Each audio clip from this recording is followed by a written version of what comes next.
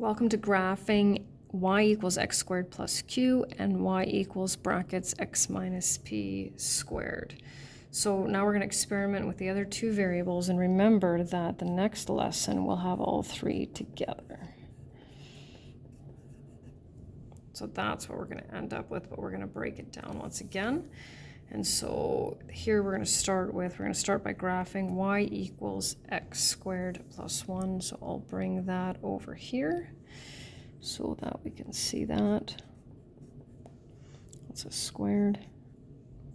So once again, I've given you the x values, and by the time we get to the next lesson, I'll be showing you how to choose. So how do we figure out our y values? Well, what we're really doing is substituting that x value. So negative 2 squared is 4, plus 1 is 5. Negative 1 squared is 1, plus 1 is 2. 0 plus 1 is 1. 1 squared plus 1 is 2. And notice how, of course, we have the pattern, right? So we'll graph that. Negative 2, 1, 2, 3, 4, 5. Negative 1, 2, 0, and 1.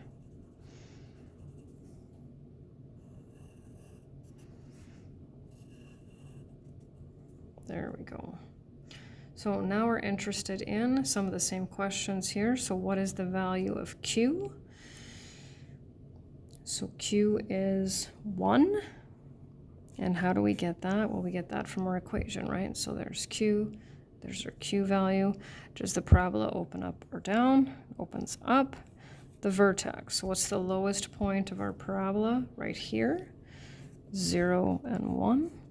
What is the equation of the axis of symmetry? So it's still the same one from our first example. X equals 0. What is the domain?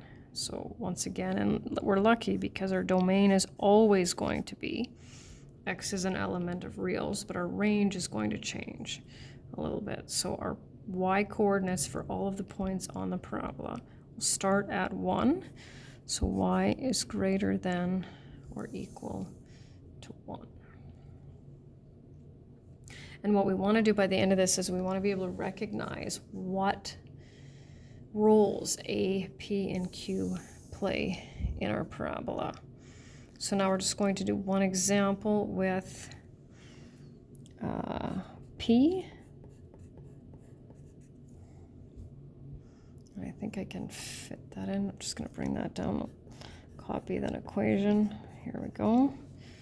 So same thing as before. I'm just going to do that one example where we take our x values, substitute them into the equation to calculate y.